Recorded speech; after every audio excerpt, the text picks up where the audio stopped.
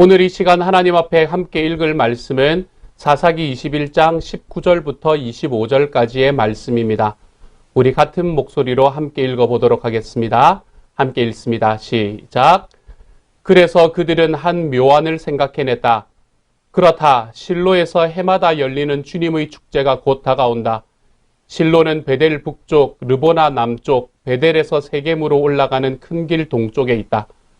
그리고 그들은 베냐민 자손에게 이렇게 지시하였다. 당신들은 가서 포도원에 숨어서 살피다가 실로의 처녀들이 춤을 추러 나오면 포도원에서 달려나와 그 실로의 처녀들 가운데서 하나씩 붙들어 아내를 삼아 베냐민 땅으로 돌아가시오. 그들의 아버지들이나 오라버니들이 우리에게 와서 시비를 걸면 우리가 그들에게 전쟁에서 여자를 잡아다가 아내로 삼듯 여자들을 빼앗아 온 것이 아니니 딸들이 그들의 아내로 삼도록 하여 주시오. 또 당신들이 딸들을 그들에게 준 것이 아니니 당신들이 맹세한 것을 스스로 깨뜨린 것도 아니오 하고 답변해 주겠소. 그래서 베냐민 자손은 그 지시대로 하였다. 그들은 춤추는 여자들 가운데서 자신들의 수효만큼 여자들을 붙들어 아내로 삼고 자기들이 유산으로 얻은 땅으로 돌아가서 성읍들을 재건하고 거기에서 살았다. 그때야 이스라엘 자손도 그곳을 떠나 각자 자기 지파와 자기 가족에게로 돌아갔다. 곧 각자가 그곳에서 떠나 자기가 유산으로 얻은 땅으로 돌아간 것이다. 그때에는 이스라엘에 왕이 없었으므로 사람들은 저마다 자기의 뜻에 맞는 대로 하였다. 아멘. 1954년에 미국의 스탠리 도넌 감독이 만든 7인의 신부라는 영화가 있습니다. 이 영화는 1930년대부터 미국에서 흥행했던 뮤지컬 영화 전성기의 마지막에 서 있는 작품입니다. 이 영화가 많은 관객에게 사랑받은 이유는 보기만 해도 흥겨운 춤과 노래, 일반적인 사회 관습을 담은 이해하기 쉬운 내용으로 구성되었기 때문입니다. 이 영화의 스토리는 이렇습니다. 남자 형제만 7명인 폰티피 집안의 장남 아담은 시내에 생활용품을 구입하러 갔다가 엉망인 집안 살림을 해줄 아내감을 찾기로 합니다. 한편 여관에서 일하던 밀리는 자기가 하는 일에 지쳐 있을 무렵 아담의 청혼을 받게 되고 이 둘은 첫눈에 반해 결혼합니다. 둘만의 결혼 생활을 꿈꿨던 밀리는 아담에게 6명의 남동생이 있고 남편은 그 7명의 남자를 위해 일해줄 가정부 같은 여자가 필요했다는 사실을 알고는 놀라고 서글퍼합니다. 하지만 실망도 잠시. 밀리는 지저분한 살림을 정리하고 형제들에게 매너까지 가르치면서 폰티피 집안을 잘 이끌어가기 시작하지요. 그러면서 교양이라고는 조금도 없는 제멋대로의 시동생들을 멋쟁이로 만들어 모두 결혼을 시켜야겠다고 결심합니다. 이 과정에서 마을 축제에 참석한 폰티피 집안의 형제들은 마을의 아가씨들에게 반하여 상사병에 빠지게 됩니다. 그런 동생들을 답답하게 여긴 아담은 책에서 읽은 사비나의 처녀들 이야기를 하며 동생들과 마을 아가씨들을 납치해 옵니다. 밀리는 이런 행동을 크게 나무라며 아가씨들을 돌려보내라고 하지만 겨울에 내린 눈으로 눈사태가 일어나 어쩔 수 없이 눈이 녹을 때까지 함께 있을 수밖에 없는 상황이 됩니다. 마을로 내려갈 수 없게 된 아가씨들은 겨우내 폰티피 형제들과 함께 지내면서 그들에게 사랑을 느끼게 됩니다. 다음해 봄, 눈이 녹아 길이 뚫리자 이 아가씨들을 돌려보내려고 하지만 그녀들은 돌아가기를 거부하고 아가씨들의 아버지가 지켜보는 앞에서 형제들과 결혼식을 올리게 됩니다. 이 일은 영화에서만 일어났던 일이 아닌 것 같습니다. 조선시대에도 예전에 이런 일들이 있었습니다. 이것을 우리는 보쌈이라고 불렀습니다. 요즘은 보쌈이라고 하면 주로 절인 배추에 수육을 싸서 먹는 음식을 의미합니다. 그런데 조선시대에는 밤중에 혼자 사는 여자를 보자기에 싸서 데려왔다라고 해서 보쌈이라고 불렀습니다. 조선시대의 보쌈은 문자적 의미를 이해하는 것을 넘어 사회적인 풍습 속에서 좀 살펴볼 수 있어야 합니다. 조선은 유교국가였기 때문에 정조에 대한 관념이 매우 강했습니다. 그리고 남편을 잃은 미망인이 제가하는 것은 법적으로 금지되어 있었지요. 이런 상황에서 보쌈이라는 것은 당사자 간 혹은 보쌈을 하는 사람과 그 여자의 부모 간의 상호 연락이 명시적으로나 묵시적으로 이루어진 상태에서 진행되는 것이었습니다. 지역의 사법관이었던 사또 역시 이런 일에 어쩔 수 없는 것으로 눈감아주곤 했지요. 그래서 보쌈에 의례적으로 붙는 수식어가 과부 보쌈인 것으로 보아서도 아무나 납치해오면 된다는 의미가 아니었다는 것을 알 수 있습니다. 납치를 하는 것도 납치를 당하는 것도 끔찍한 일입니다. 그래도 평생을 혼자서 수절해야 하는 삶을 강요당하는 것보다는 더 인간적인 것일 수 있다는 데서 생겨난 매우 기이한 풍습이었습니다. 왜 이런 이야기를 길게 하나 하면 오늘 우리가 읽은 본문인 사사기 21장에 바로 이와 비슷한 사건이 기록되어 있기 때문입니다. 내용으로 보면 거의 비슷하지만 그 동기는 더욱 악했습니다.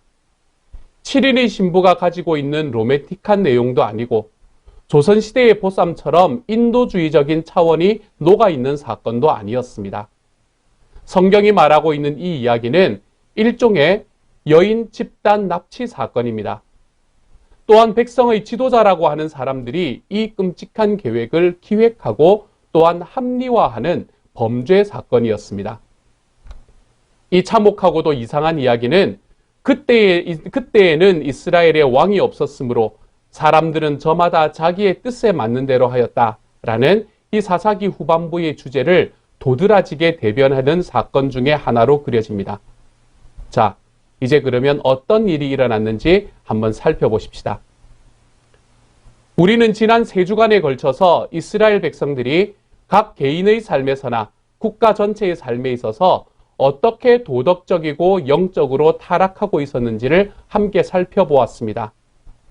미가가 살아가던 시대 미가의 어머니와 미가는 하나님을 섬기고 그의 말씀을 순종하며 사는 거룩한 백성과는 거리가 멀어져서 오히려 가나안 토착민들의 삶과 종교에 동화되어 살아가고 있었습니다. 또한 백성의 지도자이자 법의 집행자로서 살아가야 할 레위 사람은 물질적인 풍요를 위해서 자기의 명예를 팔아 율법에 어긋나는 일을 저지르며 살고 있었습니다. 그것을 넘어서 그는 자기의 안전을 위해서 아내를 폭도의 손에 내어주는 것이 당연했고 그 아내의 시신을 자기 복수의 도구로 사용할 만큼 잔인한 사람이었습니다. 이런 상황 속에서 자존심 강한 두 세력 간의 교만한 대결로 이어지며 결국 이스라엘은 전쟁의 소용돌이에 빠져들어갔습니다. 사사기 전반부에서도 전쟁은 매우 중요한 이슈 중에 하나였습니다.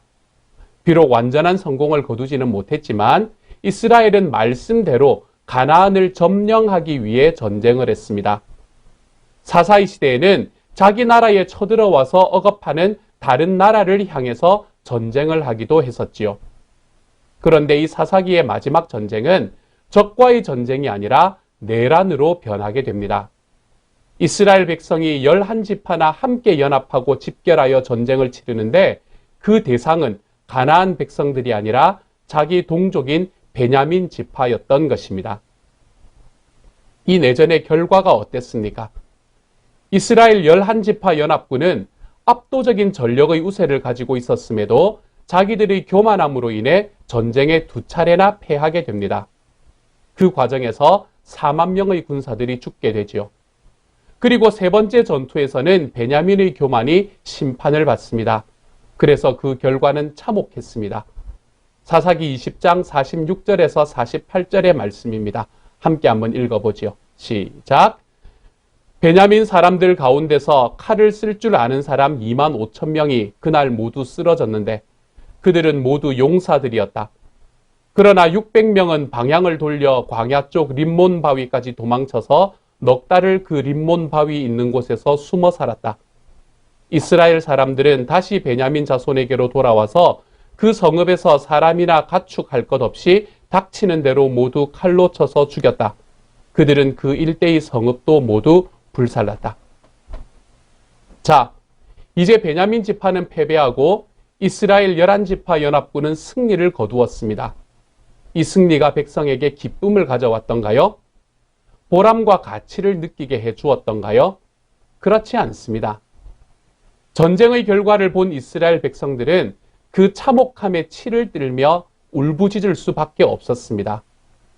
자기들이 민족 공동체였던 12지파 중에 한 지파가 완전히 멸족의 위기에 놓여지게 된 것입니다. 자존심과 자존심이 부딪혀서 자강두천하고 있었으니 이러한 상황이 보일 리가 없었겠지요. 정신없이 앞만 보고 달려가다 목적지를 지나쳐버리는 것처럼 기브아 사람들을 감싸고 도는 베냐민 지파와 정신없이 전쟁을 하다 보니 정신을 차리고 보니 한 지파가 없어져 버릴 위기에 놓여지게 된 것입니다. 나의 옳음을 증명하기 위한 전쟁이었지만 결국 명분 없는 전쟁이 되었을 따름입니다.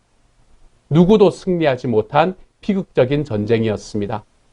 빈대 한 마리를 잡으려고 초가 삼간을 다 태운 격입니다.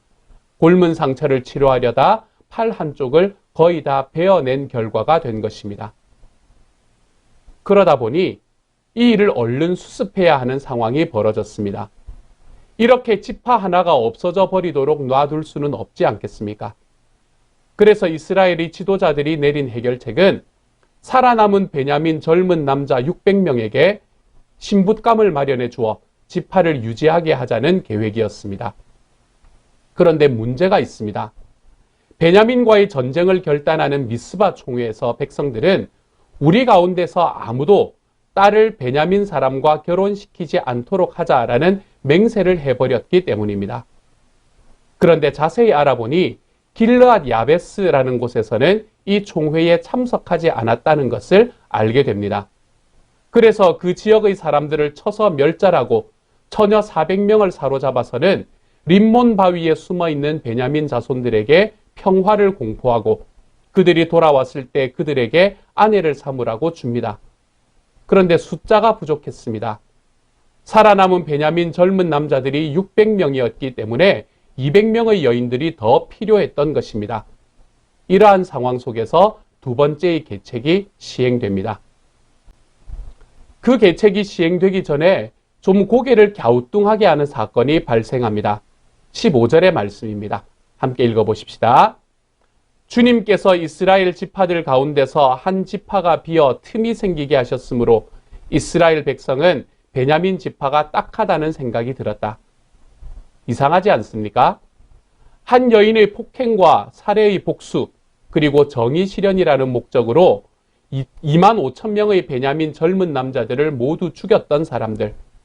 그것도 모자라 그들이 성읍으로 가서 가축과 함께 만나는 모든 사람들을 칼로 죽이고 성읍을 불사르는 것을 서슴지 않았던 사람들이 지금 그 책임을 하나님께 돌리고 있습니다.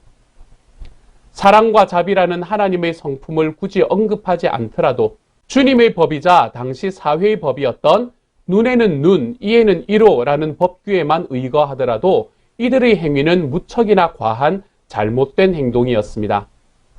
총회에 참석하여서 자기들의 입으로 내뱉은 맹세를 지키기 위해서 길르앗 야베스라는 한 부족을 초토화시킨 행위는 어땠습니까? 문자적인 법의 조문을 지키기 위해 생명을 조금도 귀한 것으로 여기지 않는 이들의 행위는 용납할 수 있는 일이었습니까? 이 모든 일을 결정하고 진행했던 것이 그들 자신이었으면서 그들은 지금 행동은 본인들의 마음대로 하고 책임은 하나님께 돌리는 편리한 논리를 펴고 있는 것입니다. 이러한 삶과 반대의 결에 서 있는 사람이 있습니다. 그 사람이 바로 다윗이라는 사람이었습니다. 다윗이 행했던 일로 인해서 하나님의 책임을 물으셨던 사건 중에 하나가 백성들의 인구조사를 했던 일이었습니다. 왜 인구조사가 문제였을까요? 당시에 인구조사를 하는 이유는 군대의 숫자를 알기 위해서였습니다. 당시의 인구조사는 전쟁에 나갈 수 있는 성인 남자의 숫자만 세었습니다.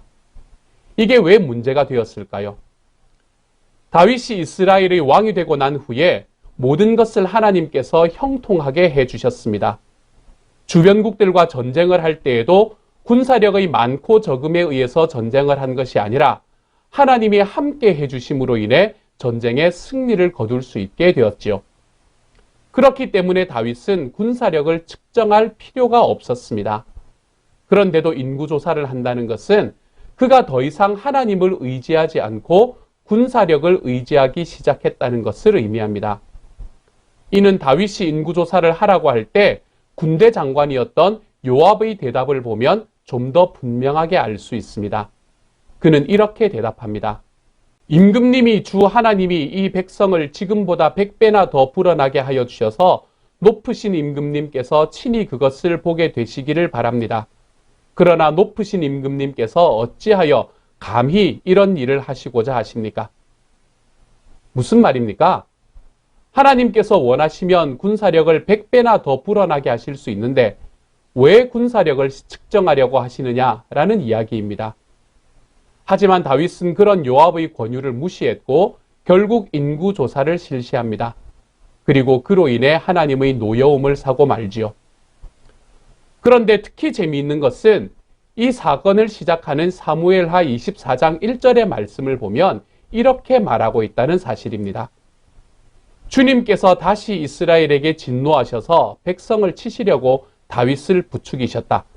너는 이스라엘과 유다의 인구를 조사하여라. 하나님은 우리 마음에 성령의 감동을 주십니다.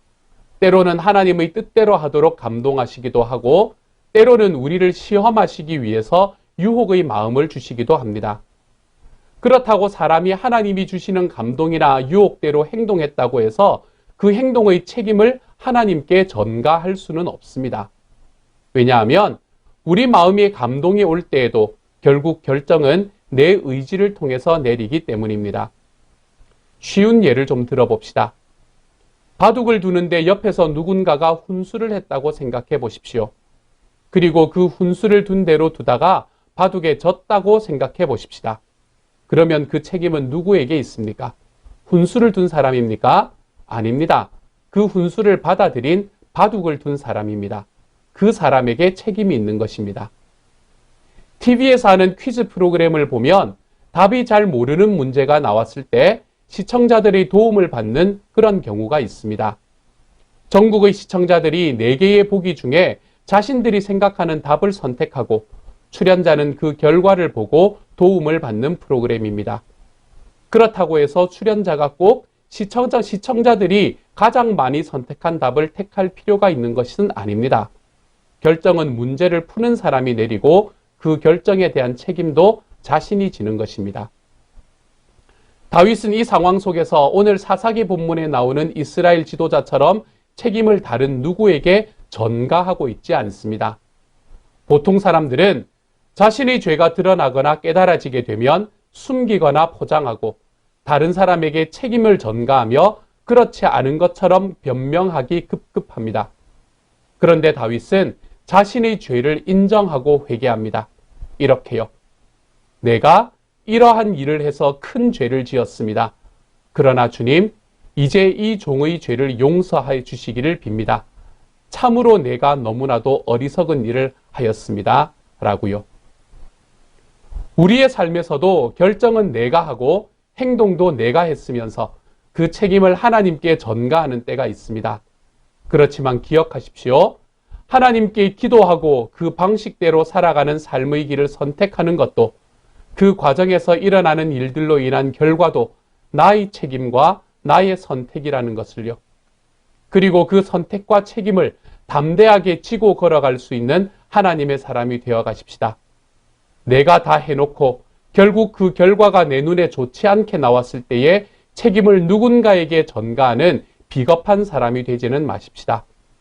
잘못된 선택을 할 수는 있습니다. 그렇지만 그 결과를 내가 지고 하나님 앞에 내가 어리석었음을 고백하며 그 책임을 당당하게 감당하며 걸어가는 다윗과 같은 사람이 되어 가시기를 우리 주님의 이름으로 축복합니다.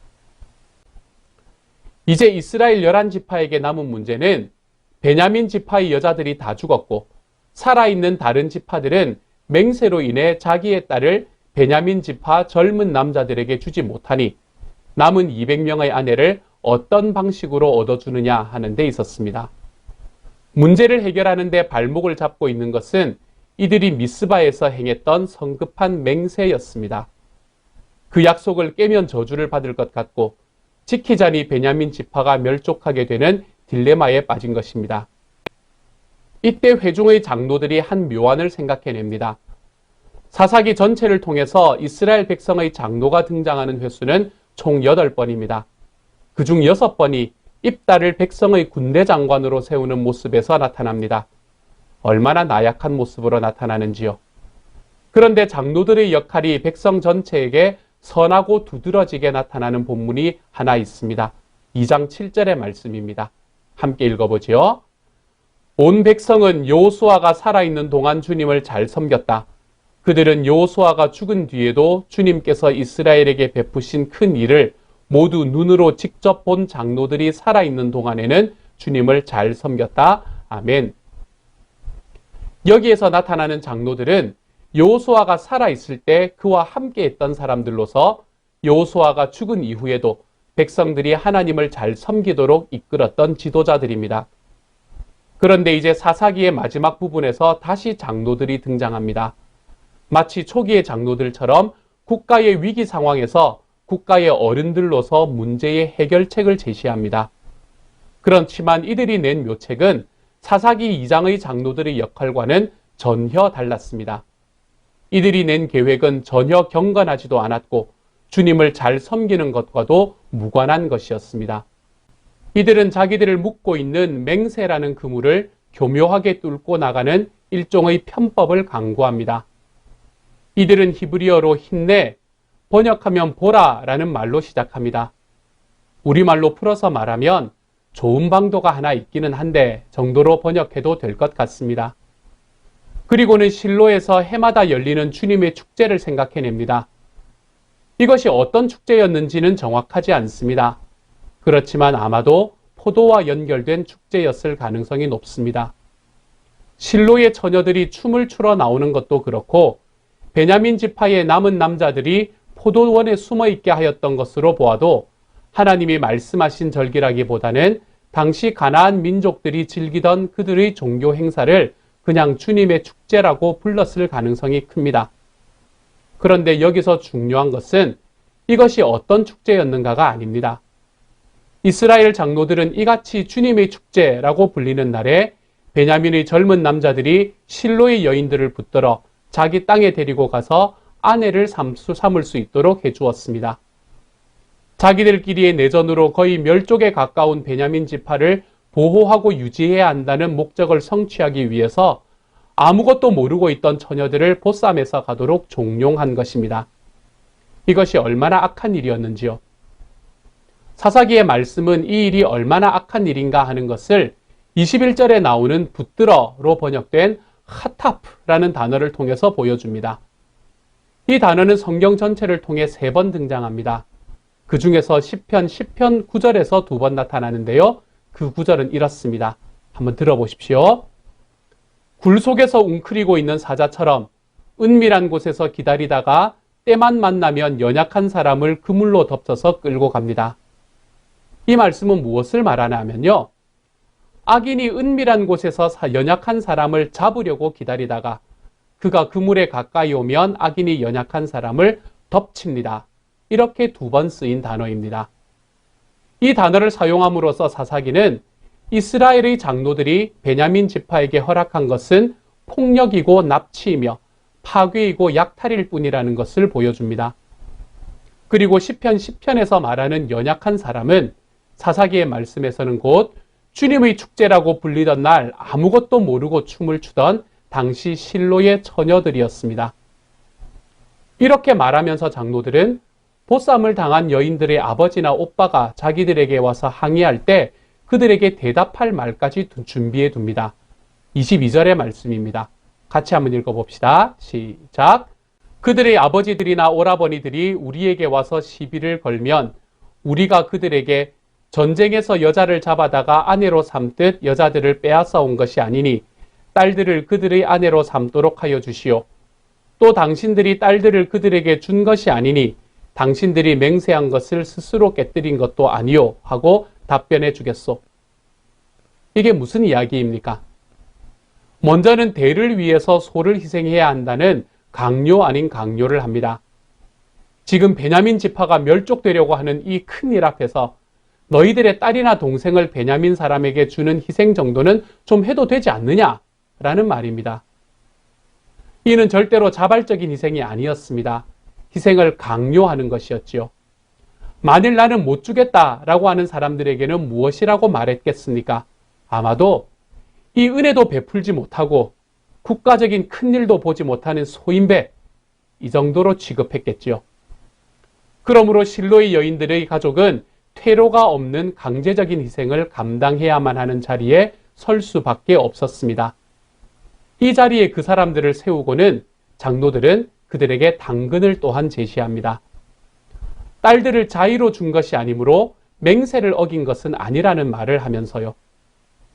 너희가 잘못한 것이 없으니 맹세로 인한 저주에 대해서는 별다른 처벌을 받지는 않을 거야. 이런 회유였습니다.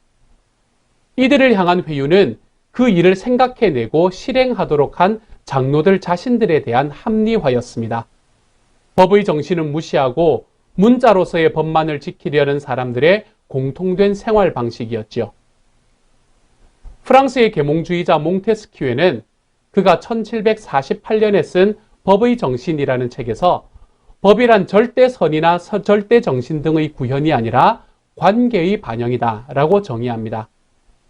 그러므로 관계가 먼저 존재하고 그 관계를 규정하기 위해서 법이 존재하는 것이다 라고 설명합니다.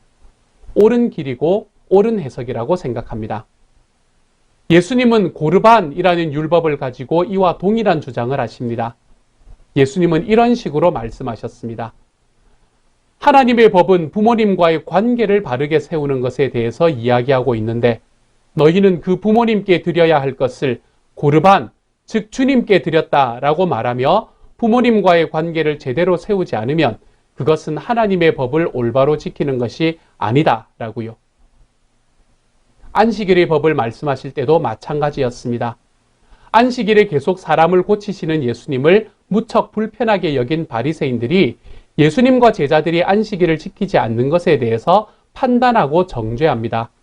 그때 예수님이 하신 말씀은 이것입니다. 안식일이 사람을 위하여 생긴 것이지 사람이 안식일을 위하여 생긴 것이 아니다. 예수님에게 있어서도 법은 법이 있기 전에 존재하는 관계를 규정하고 바로 세우기 위한 도구일 뿐이었습니다. 그것이 하나님과의 관계이건 사람들 사이에서의 관계이건 말입니다.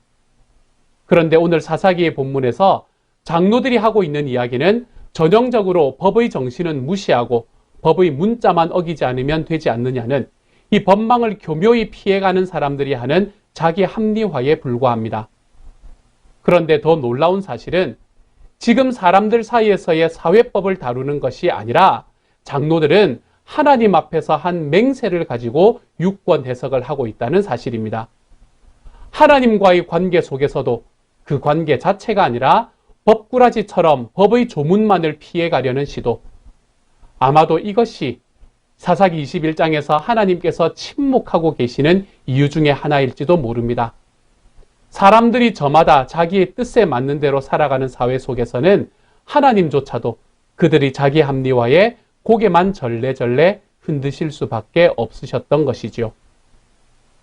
그리고 난 후에 23절과 24절의 말씀은 이상하리만큼 덤덤하게 그 마지막을 표현합니다. 대부분의 옛날 이야기들이 그 마지막이 행복하게 평생 잘 살았대요 하는 것처럼 말입니다. 먼저 베냐민 지파의 사람들에 대한 결론입니다. 함께 읽습니다. 시작. 그래서 베냐민 자손은 그 지시대로 하였다. 그들은 춤추는 여자들 가운데서 자신들의 수효만큼 여자들을 붙들어 아내로 삼고 자기들이 유산으로 얻은 땅으로 돌아가서 성읍들을 재건하고 거기에서 살았다. 그리고 나머지 이스라엘 지파들에 대한 결론입니다. 이것도 같이 한번 읽어봅시다. 시작. 그때야 이스라엘 자손도 그곳을 떠나 각자 자기 지파와 자기 가족에게로 돌아갔다. 곧 각자가 그곳에서 떠나 자기가 유산으로 얻은 땅으로 돌아간 것이다. 어떠시나요? 어떤 느낌이 드시나요? 아무런 감정이 없이 그냥 사실관계만을 적어두는 듯한 이 결말은 마치 아무 일도 없었던 것처럼 모든 것이 예전의 상태로 돌아간 것만 같습니다. 모든 이들은 자기들이 평소 살아갔던 삶으로 돌아갔습니다. 그때까지와 별로 다르지 않은 도덕적이고 영적인 파산 상태이지만 그들에게 익숙하기는 했던 그 일상의 삶으로 돌아갔을 것입니다. 어느 날 갑자기 보쌈을 당하고 낯선 곳에 잡혀가서 그동안 알지 못하는 지역에서 알지 못하는 사람과 결혼하고 살아야 하는 연약한 여인들의 운명이나 아픔 따위는 어쩌면 모두의 기억에서 곧 사라졌을지도 모릅니다. 자기들이 했던 일이 얼마나 잔인했는지, 그들의 합리화가, 그들의 자기 합리화가 하나님 앞에서 얼마나 불편하고 가소로운 일이었는지조차 곧 잊혀졌는지도 모르겠습니다. 왜냐하면 각 사람이 저마다 자기의 뜻에 맞는 대로 행하는 사회에서는 누구도 자신의 행동이 잘못되었다고 생각해 볼 필요도 없고, 그것이 잘못되었다고 하는 근거도 자기 마음에 따라 얼마든지 자의적으로 해석할 수 있기 때문에 양심의 가책 따위는 없이 살아갈 수 있었기 때문입니다.